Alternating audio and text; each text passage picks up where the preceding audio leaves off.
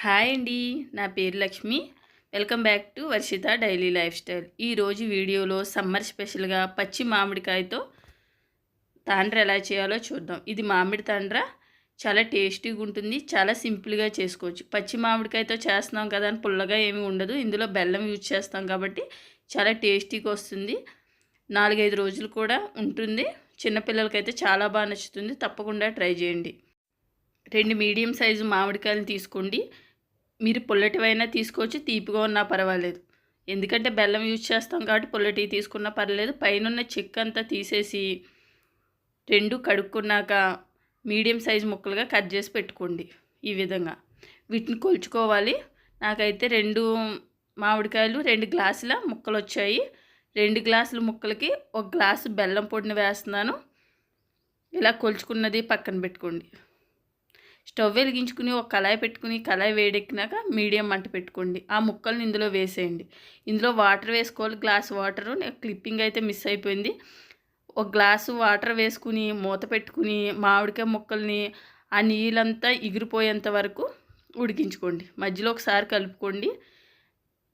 ముక్కలు మెత్తగా ఉడకాలి. మీరు చెక్ చేసుకున్నా పర్వాలేదు. ఈ సైజు గ్లాస్తో వాటర్ వేసానని చూపిస్తున్నాను. ఈ విధంగా వాటర్ అంతా ఎగిరిపోయినాక స్టవ్ ఆఫ్ చేసేసుకుని చల్లారనివ్వండి. ఈ విధంగా చల్లారినాక ఒక మిక్సీ గిన్నె తీసుకోండి. ఈ ముక్కలను అందులో వేసుకుని మూత పెట్టుకుని మిక్సీలో మధ్య మధ్యలో తిప్పుతూ ఫైన్ పేస్ట్ చేసుకోండి. ఈ విధంగా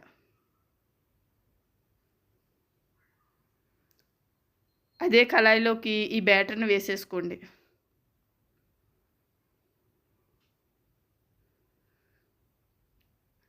నేను 1 గ్లాసు బెల్లం పొడిని తీసుకుంటున్నాను. బెల్లాన్ని మీరు చిన్న చిన్న ముక్కలుగా కట్ చేసి కూడా వేసుకోవచ్చు. ఇలా ఒకసారి కలిపేసుకున్నాక స్టవ్ మీద పెట్టుకుని ఉడికించుకోండి. సిమ్లో పెట్టే ఉడికించుకోండి, మాడిపోకుండా వస్తుంది. ఇలా కలుపుతూ ఉంటే బాగా థిక్గా అవుతుంది. ఇది మామిడి తాండ్ర అనేది మీరు వేసిన బెల్లాన్ని బట్టి కలర్ వస్తుంది. మీకు కావాలంటే కలర్ కూడా యూజ్ చేసుకోవచ్చు. ఇలా బాగా కలుపుతూ ఉంటే దగ్గర పడుతుంది. ఇంతలో ఒక ప్లేట్ తీసుకుని మామిడి తాండ్ర ఎందులో వేయాలనుకుంటున్నామో ఆ ప్లేట్ తీసుకుని 1 స్పూన్ నెయ్యి వేసుకుని, మీరు నూనె కూడా వేసుకోవచ్చు, పూర్తిగా స్ప్రెడ్ చేయండి. ఈ విధంగా చేసుకుని పక్కన పెట్టుకోండి. మామిడి తాండ్ర ఈ విధంగా దగ్గర పడింది. ఇప్పుడు చిటికెడు సాల్టు, చిటికెడు మిరియాల పొడి, 1/2 టీ స్పూన్ చిల్లీ ఫ్లేక్స్ వేస్తున్నాను. ఎండుమిర్చిని మిక్సీలో వేస్తే ఈ విధంగా అవుతాయి. ఇదేంటంటే కొంచెం పుల్లగా, కొంచెం తీపిగా, కొంచెం కారంగా అలా ఉంటుంది. ఇప్పుడు ఈ నెయ్యిన పూసిన ప్లేట్లో ఈ బ్యాటర్ని వేసుకోండి. మీకు అర్థమవుతుంది ఎప్పటి వరకు అంటే బాగా దగ్గర పడేంత వరకు, బాగా థిక్ బ్యాటర్ అయ్యేంత వరకు ఉడికించుకోండి. అయితే నేను ఈ ప్లేట్లో వేసాను కదా, ఇది చిన్నదైపోయింది, అందుకు పెద్ద ప్లేట్ తీసుకున్నాను. దానికి కూడా నెయ్యి పూసి ఇందులో వేసుకున్నాను.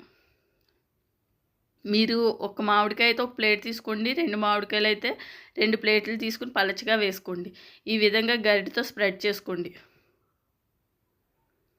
తర్వాత ఇలా స్పాచులర్ ఏమైనా ఉంటే తీసుకుని సమానంగా చేసుకోండి.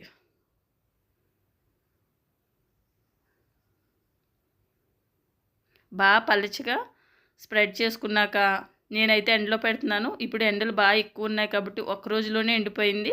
మీకు ఎండకపోతే ఇంకొక రోజు కూడా ఎక్స్ట్రా పెట్టుకోవచ్చు, అంటే 2 డేస్ అయినా పెట్టుకోవచ్చు. ఈ విధంగా పూర్తిగా ఆరింది. ఇప్పుడు దీన్ని ఈ విధంగా చేతికి అంటుకోకపోతే ఆరినట్టే. తర్వాత ఇలా చాకుతో కొంచెం ఓపెన్ చేసుకోండి, కింద సైడ్ని ఇలా ఓపెన్ చేసుకుంటే చాలా ఈజీగా వచ్చేస్తుంది.